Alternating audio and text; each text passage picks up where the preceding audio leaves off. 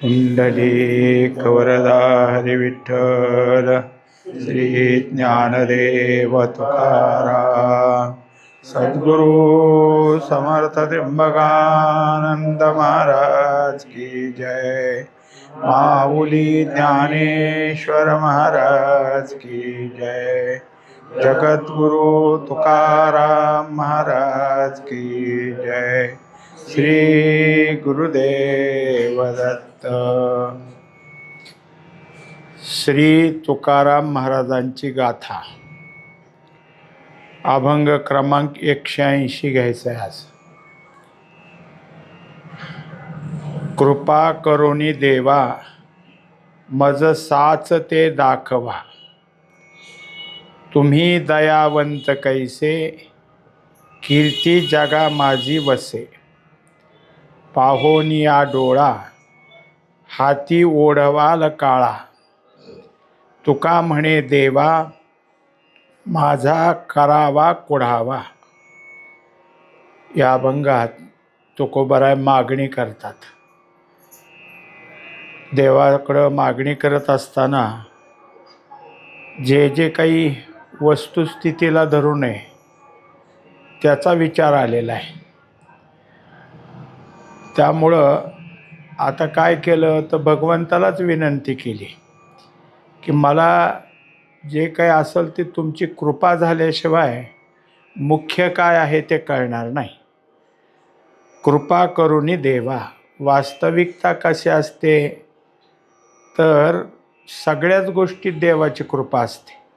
मुळात आपण मनुष्यत्वाला जन्माला आलो ही सुद्धा देवाचीच कृपा आहे आणि जन्मभर देव कृपा करतच असतो। पण त्या कृपेमध्ये आपल्याला काय आहे की त्याची जाणीव होत नाही। आपण ह्या सगळ्या गोष्टी काय आहे की असंच घालवतो, म्हणजे दैवाने दिलं आणि कर्माने नेलं असं आपलं सत्य चाललेलं असतं।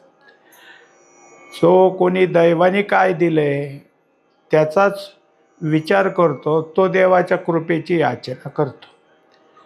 म्हणून देवाच्या कृपेची याचना कशासाठी केली तर मज साच ते दाखवा, जे खरं काय आहे ते दाखवा।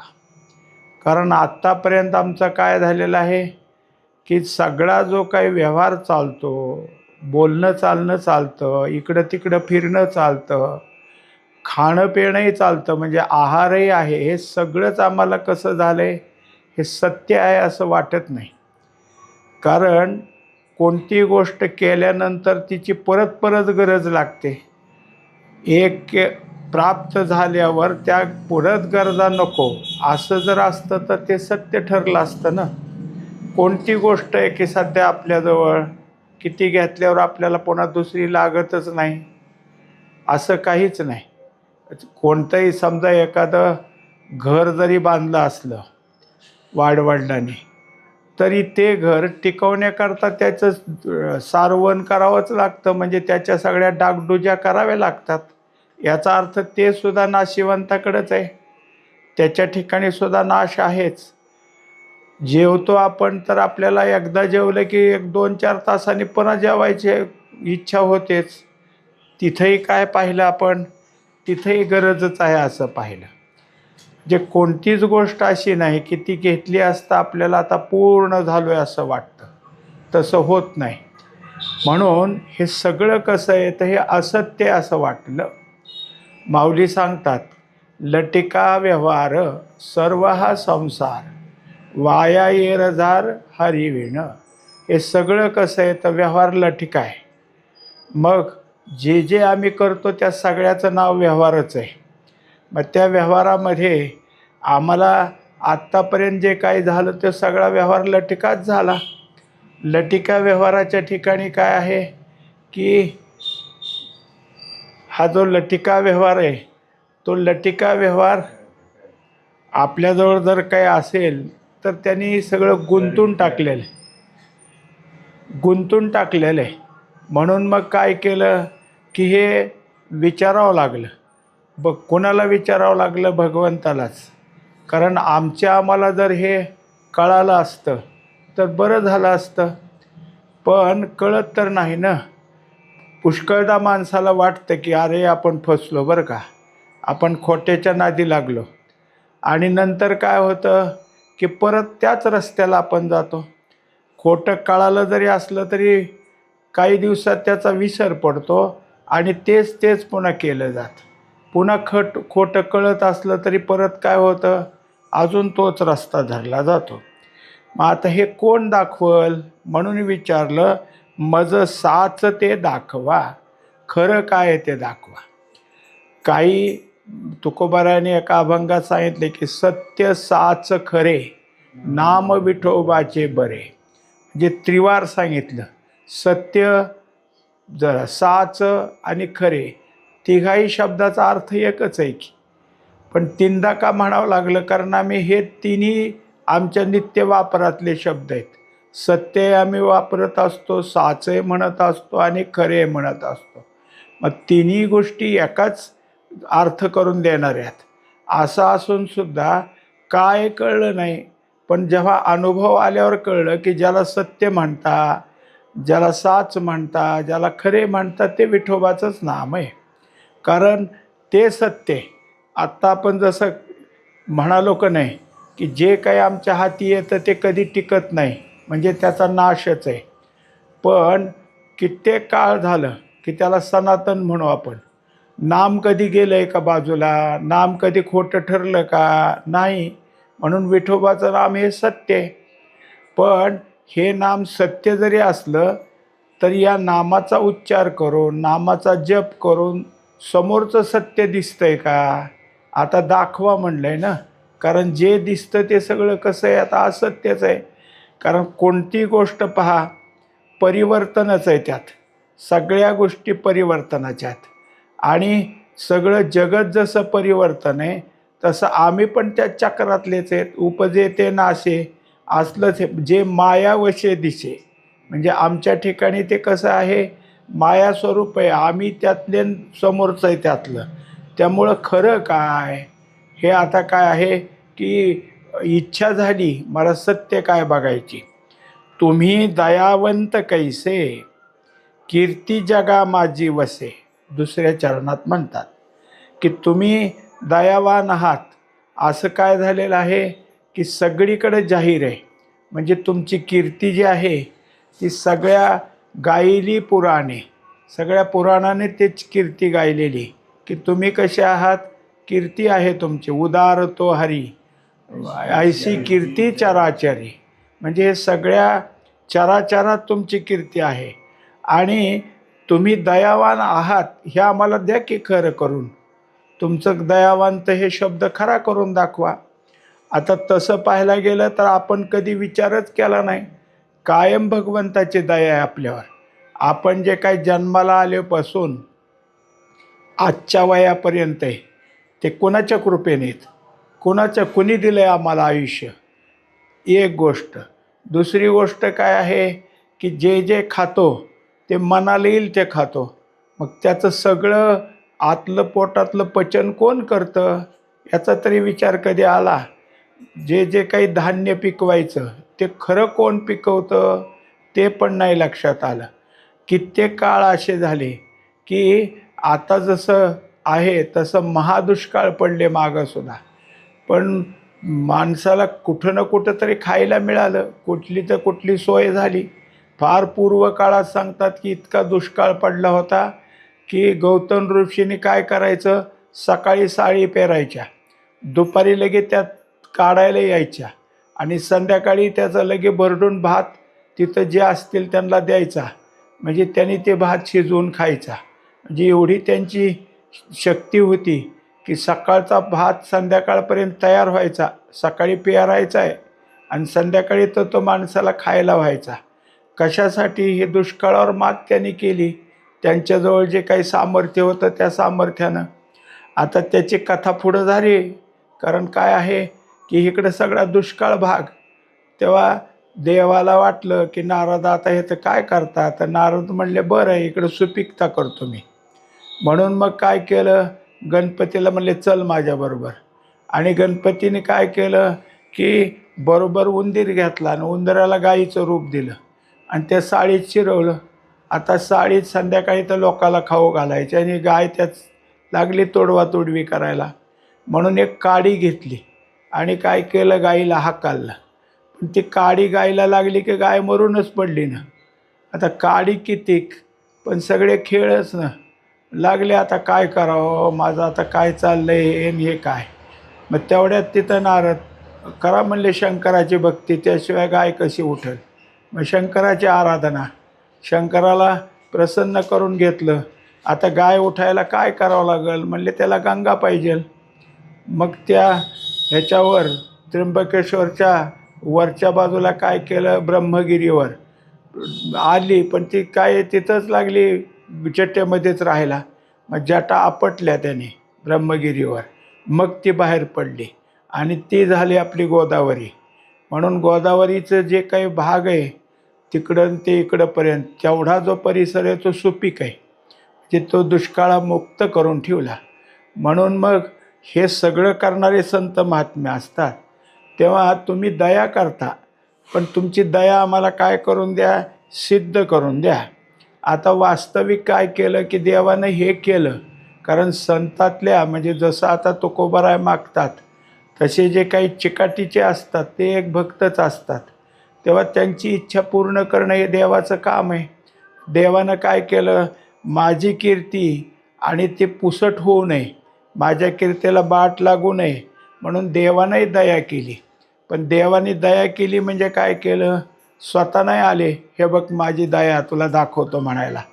मग त्यांनी काय केलं, दयावान असे जे आहेत संत त्यांना पाठवलं. दयावंत किती दीने बहु आवडती, त्यांना पाठवलं. म्हणजे दयावान कोण झाले, संत झाले. पण ही दया कोणी दिली त्यांच्याजवळ, ती भगवंतानीच दिली. आणि मग जिथं जिथं जे जे संतांना शरण गेले त्यांना त्या दयेचा उपयोग झाला.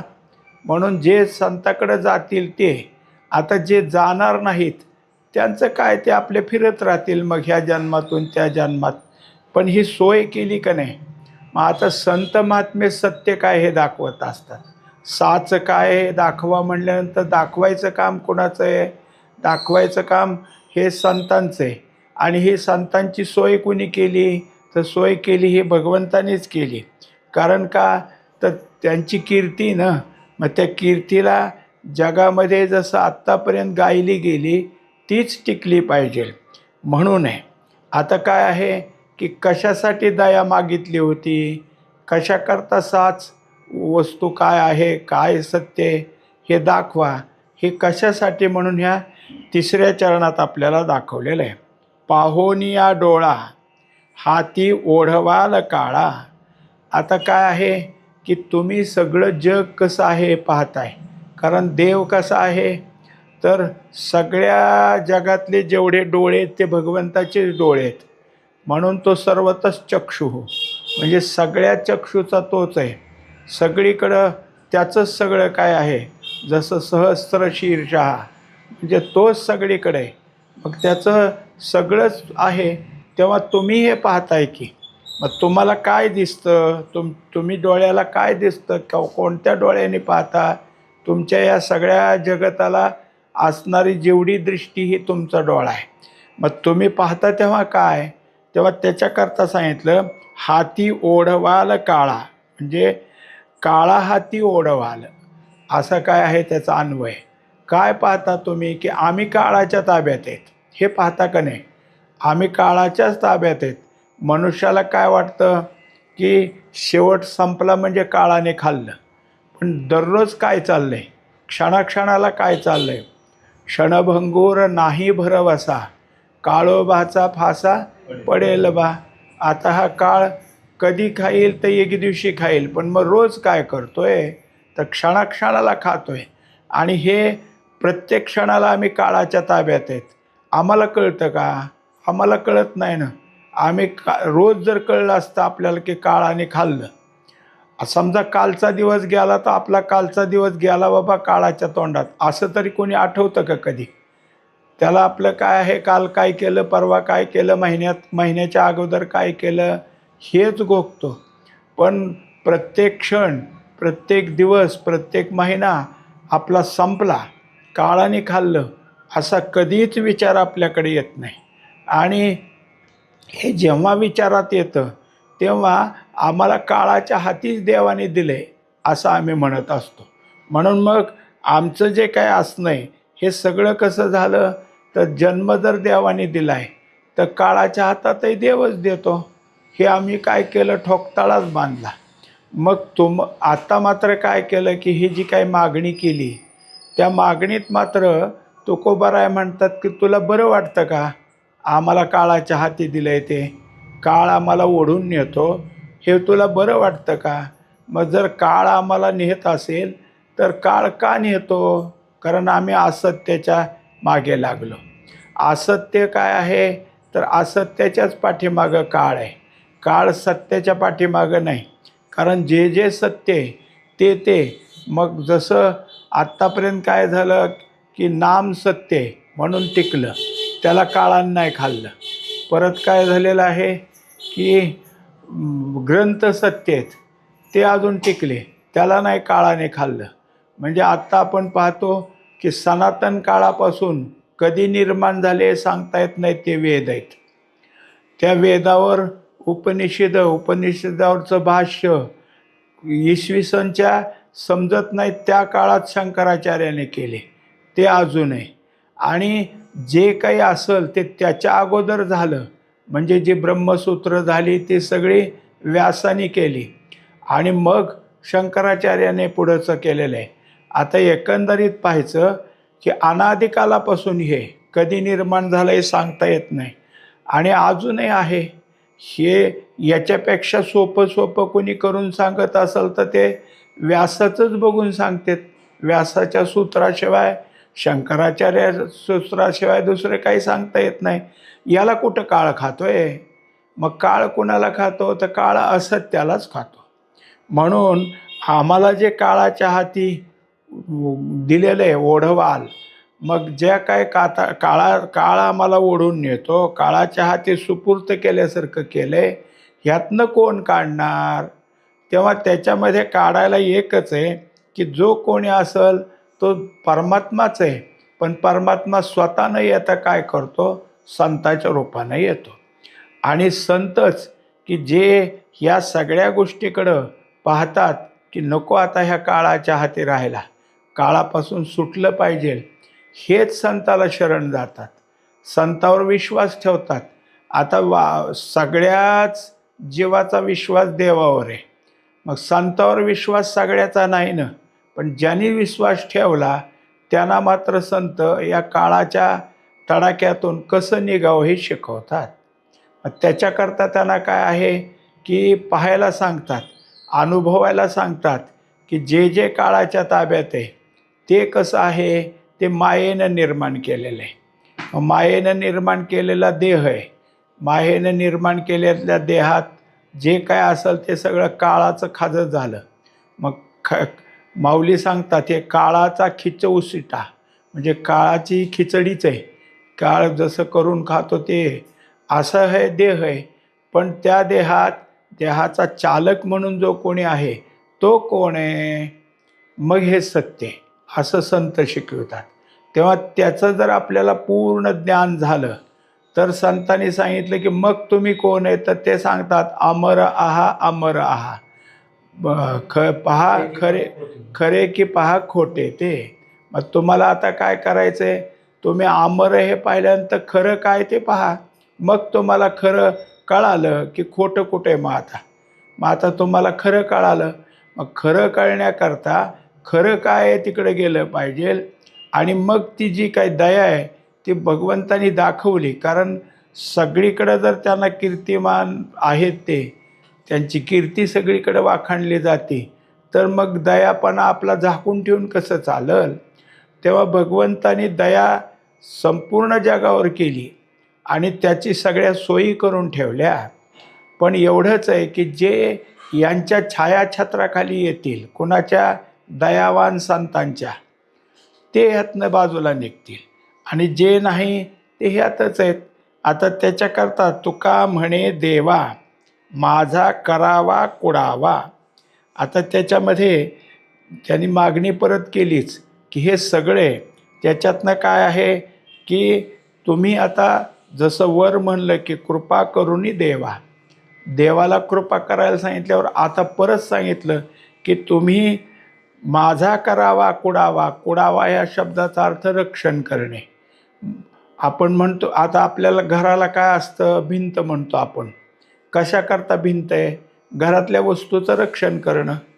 मग फार पूर्व काळात तुकोबारायाच्या काळात भिंती बांधायच्या नव्हतं, मग त्याला जे उभा करायचे तुराट्या वगैरे त्याला म्हणायचं कूड.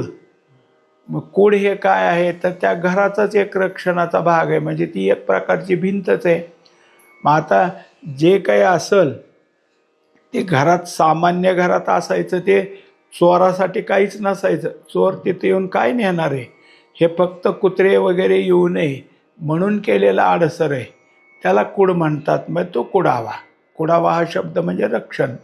मग आता माझं रक्षण करा. कशासाठी रक्षण करा? तर हे सगळं मला असत्याने ग्रासलेलं आहे. त्याच्याकरता ह्याच्यात एक तुकोबारायाचा अभंग आहे की सत्य तू सत्य तू सत्य तू विठ्ठला, कागा हा दाविला जगदाभास, सांभाळी सांभाळी आपुली ही माया, आम्हाशी कागा भयाभीत केले. मग हे सगळं तुझं जे आहे हे तूच पसरवलंयस. आता त्याच्यातनं दूर करायचं काम तुझंच, म्हणजे फासा घालतो तूच आणि फासा सोडवण्याचं काम तुझंच. पण फासा सोडवण्याकरता तुला काय करावं लागेल की कसे प्रयत्न करायचे हे शिकवावं लागेल. गुंतवलं तूच, पण ह्यातनं सुटायचा कसं हे सांगायचं आहे. आता हे जर काहीच दिलं नसतं, उदाहरणार्थ आपण आता काय आहे की शेतकरी धान्य पिकवतो, मग कोणतंच धान्य फोलकट त्याच्यावर नाही असं नसतंच. प्रत्येक धान्याच्या ठिकाणी त्याला वरनं कोंडा लागलेला असतोच आणि त्याच्यातून ते बाहेर काढायचं असतं. मग आता इतकं सहजच असतं, काही नाही, लगेचच धान्य घरात पडलं असतं तर काय झालं असतं. तर तसं नाही केलं. सगळ्यात आहे सगळ्यातलं झटून झटून काढायचं असतं. ते फोलकट बाजूला काढायचं तेव्हा रास मिळते. तसंच आपल्याला केलं, कारण तुम्हाला सहजच परमात्मा दाखवला असता, रोज त्याचा आपला संबंध आला असता, आपण त्याची किंमतच ठेवली नसती. कारण जे माणसं रोज भेटतात त्याची किंमत नसती. जे अत्यंत काय अवघड गोष्ट आहे ती भेटायला जड चालली तर माणसाला त्याची किंमत वाटते. एरवी किंमत वाटली नसती. म्हणून देवानं काय केलं की झाकून घेतलं. तुकोबराय म्हणतात की अवघे दे दे म्हणती हरी, माया तडकी आड करी. मायेचं तडकी म्हणजे झाकण केलं तुम्ही, त्याच्या आड राहिला. आता त्याच्या सगळ्यातनं माझं रक्षण करा. रक्षण करण्याकरता मुळात काय दाखवलं आहे अभंगात, तर काळच आहे मला ओढून नेणारा. मग काळापासून माझं रक्षण करा. काळापासून रक्षण करणं हे तुम्हाला का मागणी करतो? तुम्ही दयावंत आहेत. मग दयावंत असणारे तुम्ही त्याची जी काही तुमची कीर्ती सगळीकडं आहे त्याच्यातून काय करा, माझं जे आहे ते रक्षण करा. मग आता भगवंतानी त्या सगळ्या सोयी केल्यात की, मागणी केली एखाद्या भक्तानं प्रेमपूर्वक, तर देवानं अव्हेर केला, नाही मी तुझं ऐकत म्हणले, असं कधीच होत नाही ना. मग ही सोय, जसं जग निर्माण झालं तसे संत आले. संताचं जगाचा प्रवाह अखंड चालतोय. जगप्रवाहात जसं जग परत परत निर्मित होतं तसं संत परत येतात. कोणत्या काळात संत नव्हते असं नाही. आता जसं आपण माऊलींची ज्ञानेश्वरी, तुकोबरायाचा गाथा किंवा मध्ये नाथरायाचं भागवत म्हणतो, ह्याच्या अगोदर एक आद्यकवी होते ते मुकुंदराज. त्यांच्या अगोदर त्यांचे ग्रंथ होते. त्यांनी म्हणजे ह्या सगळ्या सोयी करत आले ना. प्रत्येक अगोदर सगळं काय होतं, संस्कृत ग्रंथ होते. मग मराठी ग्रंथ करण्यापासून सुरुवात केली मुकुंदराजानं. त्याच्यापुढं त्यांचं सगळं माऊलीने आणलं, नाथरायाने आणलं, नामदेव महाराजांनी आणलं, तुकोबारायाने आणलं आणि पुढचे सगळे संत सगळ्या जीवाला सोपं जाईल असं अजून लिहायला लागले, सांगायला लागले, बोलायला लागले. मग हे कोण करतं? तर आपलं रक्षण करण्याकरताच आहे. पण रक्षण करणारानं त्यांच्या काय आहे की सानिध्यात जावं, त्यांच्या दयेच्या छायेत जावं, हे जीवाचं काम आहे. जीवानं जर आपल्याला स्वतःला सगळं कळतं तर असा दुराग्रह केला तर तो त्याच्या हाताने त्याचं नुकसान करून घेतो. म्हणून आहे की सगळे संतांनी तसं तुकोबारायचं एक अभंगात आहे प्रमाण की यारे यारे लहान थोर याती भलते नारी नर करावा विचार नलगे चिंता कोणाला. हे सगळ्याला ऐकू नसेल का गेलं? सगळ्यांना नसेल काय? सगळे कुठं जातात? मग जे जाते ते दुसरीकडं, त्याला ते काय करतील? पण ज्यांच्या ठिकाणी भगवंताकडे याचना करण्याची जी काही इच्छा झालेली आहे त्याची मात्र सोय केली. तेव्हा आता या सगळ्या अभंगात दयावंत तुम्ही आहात असं देवाला म्हटलं, पण उत्तर काय मिळालं की देवाने दया दाखवली कारण त्याची कीर्ती आहे म्हणून. आता रोजच्या जीवनात तर आपण पाहतोच की आपलं जे जीवन चालतंय ते देवाच्या दयेवरच चालतंय. आपण झोपीतनं उठलो आणि मग कामाला लागलो, चुकीचं आहे. देवानंच उठवलं, देवाने कर्माच्या मागं लावलं, देवानं कर्मातलं फलं दिली. काय कर्म न फलं न देता सतत आपल्याला जर काय झालं असतं की केलेल्या कर्माचं यशच आलं असतं तर आपण माजलो असतो. मलाच येतं, कोणाला येत नाही असं म्हणलं असतं. मग कधी यश कधी अपयश, म्हणून तर देव देतो की जे जे काय असेल ते बाबा आता फार उन्मत्त होऊ नको, कारण तुलाच सगळं जमतं असं नाही. मग काही जमतं आणि काही जमत नाही, हे सुद्धा दयाच आहे. मग ह्या सगळ्या गोष्टी दयानेच दिल्या. पण जे महत्त्वाची गोष्ट आहे अभंगातली कोणती, तर साच ते दाखवा. ते दाखवायला मात्र देव प्रत्यक्ष येत नाही, कारण देव हे काय आहेत? अपरोक्ष आहेत. देव प्रत्यक्ष नाहीत. मग प्रत्यक्ष कोण आहे? तर देवाचंच रूप असणारे संत आहेत. संत काय करतात? तर परोक्ष ज्ञान देतात, अपरोक्ष ज्ञान देतात. म्हणून आहे अपरोक्ष परमात्मा आहे आणि परोक्ष हे सांगण्याकरता परमात्म्याला मुख पाहिजे, देह पाहिजे. परमात्म्याजवळ परोक्ष ज्ञान देण्याकरता देह धारण करणं, मुख धारण करणं हे संताच्या रूपात आलं. आणि मग संतांनी काय केलं की तुम्हा आम्हाला शिकवायला सुरुवात केली. आता दुसरी गोष्ट, परोक्ष ज्ञानातले संत हे अत्यंत श्रेष्ठ का? तर कोण कसा आहे, कुणाला कसं समजल त्याच्या नाही, ते जाणत्या नेणत्या ज्या जैसी आवड, हे एक आहे की जसं काय आहे अधिकार आहे, अधिकार त्या जसा अधिकार आहे तसं शिकवायला ते संत तयार असतात. हा, करू उपदेश. मग त्याप्रमाणे संतांनी काय केलं? शिकवायला सुरुवात केली. तेव्हा यांची दयाच आहे की ज्याला झेपत नाही त्याला काय देऊ, काहीतरी वेगळंच देऊन कसं चालेल? मग जसं झेपल तसं देणारे संत महात्मे असतात. त्याप्रमाणे ही सगळी भगवंताची दयाच आहे आणि त्या दयेपासूनच आपण सगळं आपलं जीवन चालवतोय.